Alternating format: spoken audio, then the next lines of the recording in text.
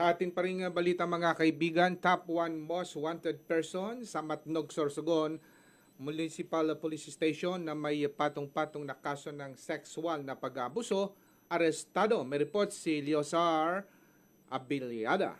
Matagumpay ang isinagawang operasyon ng Matnog Municipal Police Station kasama ang pinagsamang pwersa ng Matnog Maritime Police at HPG Sorsogon na aresto ng mga otoridad ang rank 1 most wanted person sa Barangay Kulasi, Matnog, Sorsogon.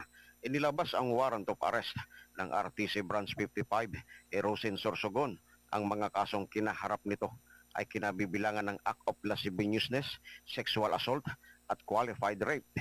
Ang naturang operasyon ay nagpapakita ng walang humpay na pagsisikap ng Philippine National Police sa pagpapatupad ng batas sa pagpapanatili ng kapayapaan at kaayusan at pagtiyak na makamit ang hustisya. Leo Sarabiliada para sa Radyo Agila, matatag, matapang, matapat.